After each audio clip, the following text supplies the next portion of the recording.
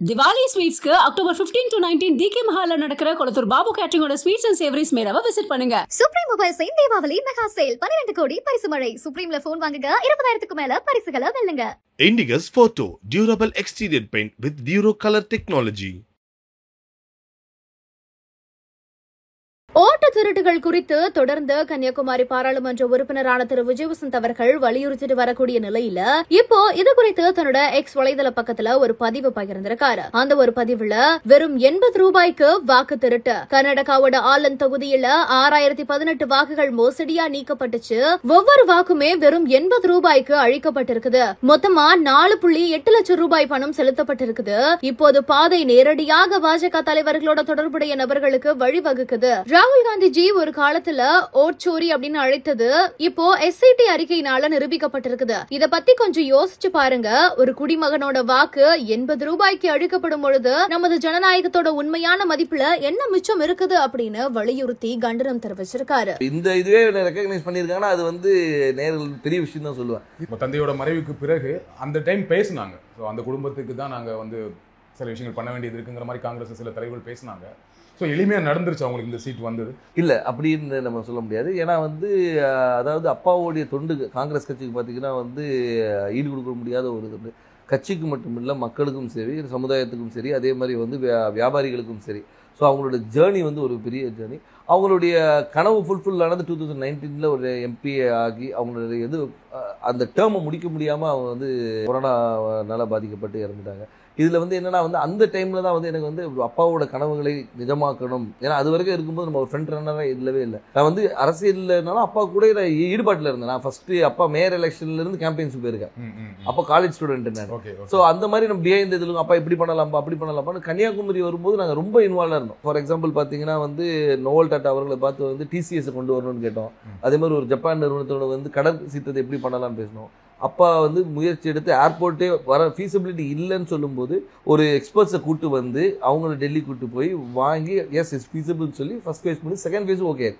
So இந்த மாதிரி ஒரு விஷனோட போயிட்டு இருக்கும்போது திடீர்னு மறைந்த உடனே ஐயோ அது பண்ண வேண்டிய கடமை நம்மளுடைய கடமைன்னு நான் சொல்லுவேன். ஒரு தந்தையை விட்டு போன பணிகளை மகனாக செய்ய வேண்டியது, அது குடும்ப ரீதியாகவும் சரி, வசந்தன் கோவா இருந்தாலும் சரி, சமூக பணியாக இருந்தாலும் சரி, வந்து இது எனக்கு செய்ய வேண்டிய கடமைன்னு தான் எடுத்து. உங்களுக்கு அந்த கடமையாக அதை நம்ம பண்ணணுங்கிற ஒரு ஆசையும் கடமையும் இருக்கு. பட் கட்சிக்குள்ள அதை முழுமையாக ஒத்துக்கிட்டாங்களா? கட்சிக்குள்ள வந்து முழுமையாக ஒத்துக்கிட்டாங்கன்னா நான் வந்து மறைந்த பின்பு நான் உள்ள வரல. அதுக்கு முன்னாடி பார்த்து AICC மெம்பராக இருந்திருக்கேன், ஆர்ப்பாட்டங்கள் கலந்துருக்கிறேன், நிகழ்ச்சிகளில் கலந்துருக்கேன். ஏன்னா அப்பா ஃப்ரண்ட் ஹேண்ட் இருந்தாலும் நம்ம தெரியல.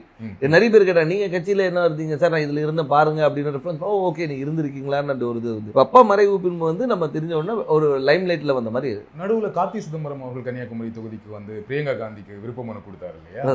அப்ப எப்படி இருந்துச்சு அது? அப்ப எனக்கு என்ன தோணுச்சுன்னா, ஓகே கட்சிக்குள்ள முன்னாடியே அதுக்கு முன்னாடியே பேசிட்டு இருந்தாங்க, விஜய் வசந்துக்கு தான் தொகுதி கொடுக்க போறாங்க அப்படின்னு பேசிட்டு இருக்கும்போது இந்த ஒரு நிகழ்வு நடந்தது. கட்சிக்குள்ள அப்போ ஒரு சப்போர்ட் இல்லாம இருக்கும் அப்படி. அதாவது அதுக்கு தான் பேர் விருப்ப மனுன்னு வச்சிருக்காங்க. அவங்க விருப்பப்படுறவங்கள வந்து இது பண்றதுக்கு தான் விருப்ப மனு வச்சிருக்காங்க. ஏன்னா வந்து அப்பா போட்டியிடும் போது ராகுல் காந்தி அங்க போட்டியிடும் சொல்லி விருப்ப மனு கொடுத்தவங்களும் இருக்காங்க. ஸோ அதனால அந்த விருப்பத்தை வந்து ஒரு அகில இந்திய தலைவர் நம்ம தொகுதியில கன்னியாகுமரி வந்து காங்கிரஸோட கோட்டையாக இருந்த ஒரு இது, காமராஜர், குமரி அனந்தன் இவங்கெல்லாம் வெற்றி பெற்ற ஒரு இது, டென்னிஸ் எல்லாருமே வெற்றி பெற்ற ஒரு காங்கிரஸோட இதாக இருந்தனால அந்த ஒரு பலம் இருக்கிறதுனால வந்து பண்ணா நல்லா இருக்கும்ன்ற ஒரு இது. இப்போ சீட் கொடுத்தா எந்த அளவுக்கு நம்பிக்கையா இருக்கீங்க? ரொம்ப நம்பிக்கையா இருக்கு. மக்கள் என்ன ரெஸ்பான்ஸ் சொல்றாங்க? மக்கள் ரெஸ்பான்ஸ் ரொம்ப நல்லா இருக்கு, ரொம்ப நல்லா இருக்கு. அதே மாதிரி என்னன்னா வந்து ஆதரவும், அதாவது வந்து முதற்கண் வந்து கட்சியுடைய ஸ்ட்ரென்த்தும் இந்த எங்களுடைய கூட்டணியோடைய பலமும், அதுபோல் அப்பா விட்டு சென்ற பணிகளும், அதுபோல் ராகுல் காந்தி அவர்களுடைய வருகை, அது வந்து அந்த கரெக்டாக அந்த மார்ச் 1 வந்தது வந்து ஒரு பெரிய எழுச்சியை கொடுத்தது. எங்கள் தொண்டர்கள் மத்தியிலும் சரி, பொதுமக்கள் மத்தியிலும் ஓகே நம்ம ஊர் வந்திருக்காங்க, அவர் பண்ண, அதாவது ஒரு தலைவராக வராமல் ஒரு தொண்டனாகவும் சராசரி மனிதனாக வந்தார். இப்போ நீங்கள் வந்து எல்லா தலைவரும் வராங்க, மீட்டிங் போடுறாங்க, அப்படி இல்லாமல் ரோட்டில் ஒரு டீ கடையில் நின்று ஒரு பையனை கூப்பிட்டு பேசி அவங்ககிட்ட ரன்னிங் இன்ட்ரெஸ்ட் இல்லைன்னா ஷூஸ் இருக்கா, இல்லைன்னா ஷூஸ் வாங்கி கொடுத்து அனுப்புகிறேன். ஸோ இந்த மாதிரி ஒரு இதுக்கு பர்சனல் கனெக்ட், திடீர்னு போய்ட்டு ஸ்கூலில் போய் தண்டனை எடுக்கிறாரு, இன்ட்ராக்ட் பண்ணுற ஸ்டூடெண்ட்ஸோட. அதே மாதிரி பார்த்தா இதுக்கு முந்தின இதில் பார்த்தா நெசவாளிகளும் சரி, விவசாயிகள் இன்ட்ராக்ஷன், மீனவர், அந்த மாதிரி எல்லாரோட கனெக்ட் பண்ணும்போது வந்து நம்மளோட ஒருத்தர் அவர் அப்படின்ற ஒரு அஃபினிட்டி வருது. அது போக மட்டும் இல்லாமல் இப்போ ஆளுகின்ற BJP அரசு மீது உள்ள எதிர்ப்பும் அதிருப்தியும் கூட ஒரு பெரிய பலமாக இருக்கும். கன்னியாகுமரியில் பிஜேபிக்கு கொஞ்சம் ஸ்ட்ராங் இல்லையா?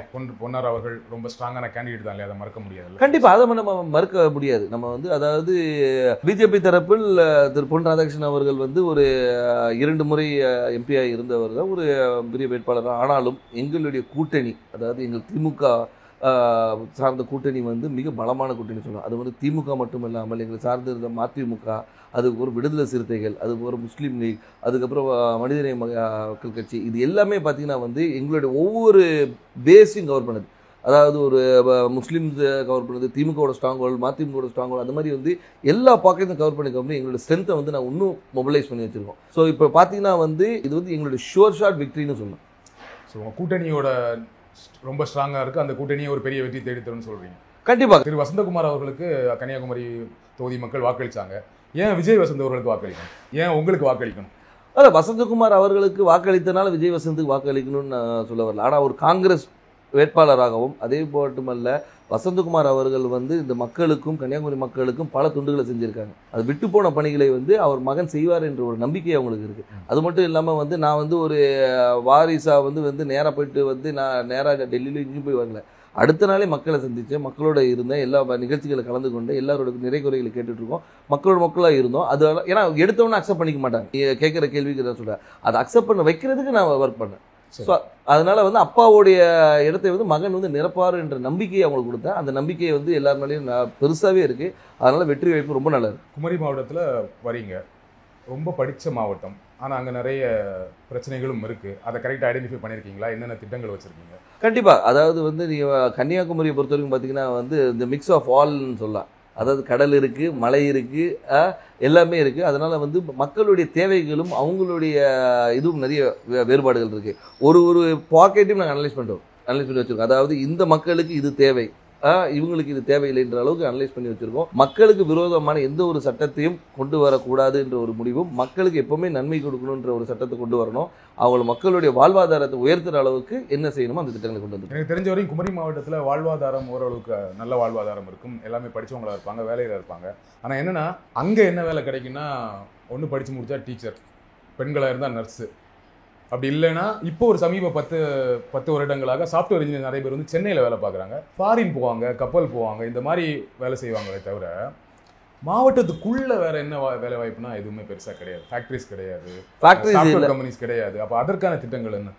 அதற்கான திட்டங்கள் நிறைய கொண்டு வர திட்டங்கள் நிறைய இருக்குது. ஏன்னு சொல்லிங்கன்னா வந்து நீங்கள் சொல்கிற ரிக்குவயர்மெண்ட்ஸ் மட்டும் பார்த்தீங்கன்னா வக்கீல்களும் நிறைய இருக்குது, டாக்டர்ஸ் நிறைய இருக்கிறாங்க. நீங்கள் சொன்ன அது நர்ஸ் டாக்டர்ஸ். அது மட்டும் இல்லாமல் வந்து லிட்ரஸி ரேட் அதிகம் இருக்கிறதுனால வந்து இவங்க பல இடங்களில் ஸ்ப்ரெட் பண்ணியிருக்கிறாங்க. ஸோ அது மாதிரி தொழிற்சாலைகளை கொண்டு வரது வந்து ஒரு சில பாக்கெட்டில் கொண்டு வரலாம். நீங்கள் பார்த்தீங்கன்னா நீங்கள் தொழிற்சாலைகள் வந்து ஒரு இடத்துல கூட, அதே மாதிரி கடற்புற கதை வந்து டெவலப் பண்ணுறது என்னென்ன கொண்டு வரணும். ஸோ தொழிற்சாலையை கொண்டு வருது. அதனால வந்து ஒவ்வொரு ஊர் இப்போ பார்த்தீங்கன்னா ரப்பர் ஃபேக்ட்ரி இருக்காங்க, ரப்பர் ஃபேக்ட்ரியை வந்து நம்ம டெவலப் பண்ணலாம். ஸோ வந்து அது மாதிரி தொழிற்சாலை நிறைய இருக்குது. அதே மாதிரி வேலைவாய்ப்பு திட்டங்களும் நிறைய கொண்டு வரலாம். நம்ம என்னென்னா நம்ம மக்கள் என்னென்னா இங்கே இருக்கிற மக்கள் எல்லாமே பாதி பேர் வெளியே தான் இருக்கிறாங்க. இப்போ இந்த கொரோனால தான் நமக்கு தெரிஞ்சு பாதி பேர் ஊரில் இருக்கும். இவ்வளோ பேர் வந்து நம்ம ஊரை சார்ந்தவங்க இந்த தமிழ்நாடு முழுக்க இருக்காங்கன்னு தெரியும். திவாலி ஸ்வீட்ஸ்க்கு அக்டோபர் 15 to 19 டிகே மஹால்ல நடக்கிற கொளத்தூர் பாபு கேட்டரிங்கோட ஸ்வீட்ஸ் அண்ட் சேவரிஸ் மேளாவை விசிட் பண்ணுங்க. சுப்ரீம் மொபைல்ஸின் தீபாவளி மெகா சேல் 12 கோடி பரிசு மழை. சுப்ரீம்ல போன் வாங்குங்க, 20,000க்கு மேல பரிசுகளை வெல்லுங்க. Indigus Photo Durable Exterior Paint with Duro Color Technology.